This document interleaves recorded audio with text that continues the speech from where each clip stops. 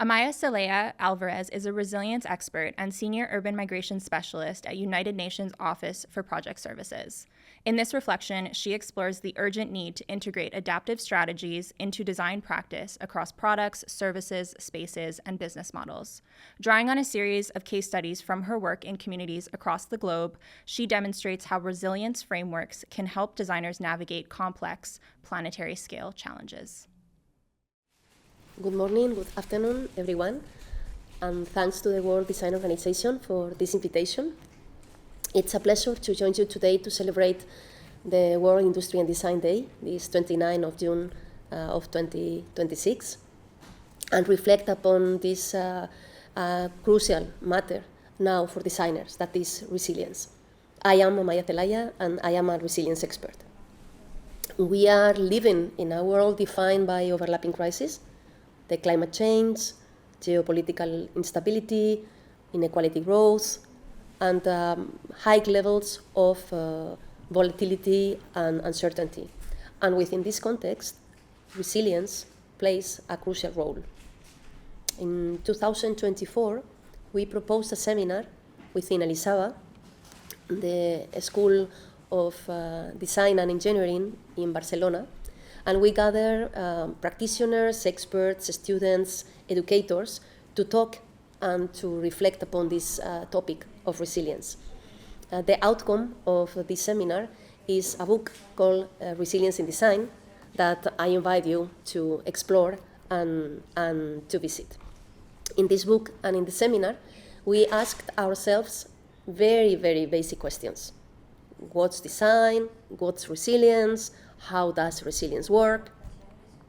And we began with the question, what's design? And for this, we used the definition of the Design Council from UK that explains that design is both a mindset and a set of skills, a particular way of thinking about a problem, putting together pieces to achieve function, creating meaning, and leading to new ideas using our head, our heart, and our hands. Our head invites us to look for the good questions, and when we have good questions, we usually find the right answers. The heart shows us the importance to empathize and sympathize with our clients, with the people we serve, and invite us to build with these stakeholders products or services that go beyond an individual. And our hands put this creativity into practice, working with different elements to give life to ideas that can be, as I was explaining, not only products, but also strategies, services, or even business models. And what's resilience? For this, we went to the definition of the Real Academy of Spanish Language that says that resilience is the capacity of any living being to adapt to a disturbing agent or a crisis. It comes from the Latin resilio, and I like to explain this in English because it's very graphic, because it means bounce back, turn back, jump back. And how do we jump back? We explored this idea graphically, and we found that there is a spring mechanism that really can jump back. And we also realized that the spring mechanism could not only be an object, could be the symbol of the infinite, or even a butterfly. And indeed, spring in English is not only the spring mechanism, it's also a season when everything flourishes and is newborn. The concept of design comes from the psychology, and Diane Kutu, that research about the matter, found that there are people that, in front of a crisis, snap, and there are people that snap back. And those that snap back usually follow three actions. They face down reality, they search for meaning, and they improvise on a continuous basis. If we look to the concept not from the bottom-up perspective, from the individual perspective, but from the top-down perspective, we will discover that, of course, we have the planetary boundaries. I think that everybody knows the work of the Stockholm Institute of Resilience about it. And then we have this human rights-based approach in which we have this inner circle that we need to protect. We are talking about health, about education, about civil protection mechanisms, and we have this theory of Kate Roberts about the donut.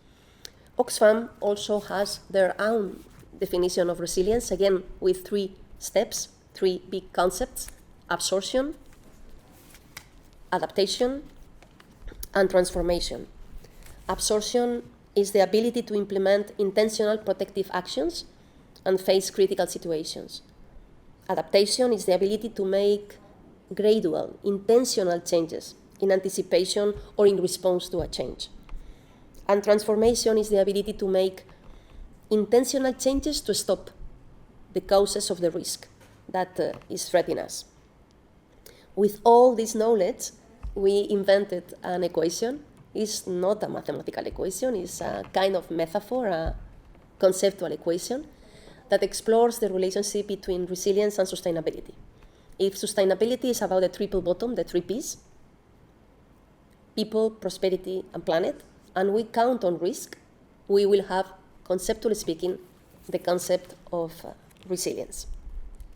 As I was explaining, we proposed to different practitioners that had developed projects not necessarily designed following any resilience framework to see if our approach could fit.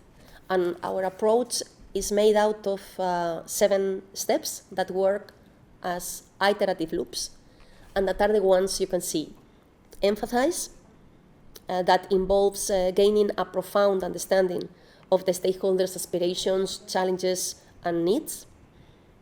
Unlearn, that involves transcending existing assumption or biased knowledge that may come from non-creative ways of thinking. Anticipate, that forecasts potential challenges or risks that could come from the product or service itself, and also those that the product can face when it's born. And of course, all the steps that usually accompany any design process. We need to operate, of course, we need to implement our designs, we need to impact, we measure our impact, and for accountability and transparency, we report on that. And when the report is also has also the shape of a storytelling, then we are building a narrative that links again with this idea of empathize. We went through different case studies that have varied scales, scopes, and geographical locations.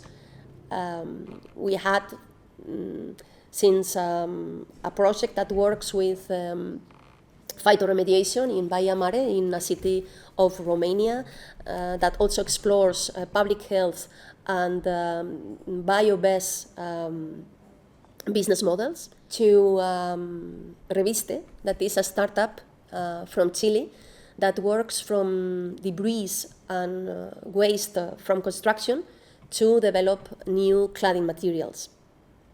We explore traditional and indigenous knowledge about how people can build roads on permafrost in the Far East, in Yakutsk, in Siberia, or participated in a very, very nice process here in Barcelona with around 100 civil servants that co-produced the map of risks of the city. We also had a case study that indeed is the space in which we are recording this video. It's a co-working space in Palo Alto, in Barcelona, that works mainly around the concept of health and well-being. The space uses the geometry, also controls all the electric system to avoid any disturbing effect, or works with painting that are made out of vegetal material. Indeed, they are made out of soja. We also had a case study on evolutive shelter in Burundi, in which the shelter was not only about a solution in the emergency, but was thought to have the possibility to evolve and become a permanent shelter. Oxfam shared with us a nice case study in Burkina Faso, where young people protected green areas or even helped to regreen areas that were not green. Or winery enterprise here in El Penedès in Catalonia that works with biodynamic agriculture, and of course with all the analysis of the packaging, of the bottle, of the final product that the client receives at home. We had also a case study in Nepal, where Awasuka, that is an ONG that works there, removed the indoor pollution thanks to smokeless kitchens within the traditional houses, or LEDs that are working from a protein. So the light in the future can come from a living being that we feed, and this living being gives us a light in exchange. For many years, designers have focused on functionality, on efficiency and innovation. And while these remain crucial, it's true that there are new challenges in this 21st century, and that designers now need to propose products or services, even capacity building solutions to strengthen the abilities of individuals and communities to withstand shocks and stresses and thrive amid high levels of uncertainty. To be a resilient designer, we need at least three main characteristics. The resilient designers needs are robust and flexible at the same time knowledge. Resilient designers need to acknowledge risks and challenges ahead, and resilience designers needs many, many hats. Let's us go forward together and design a world that not only snaps back, but springs forward.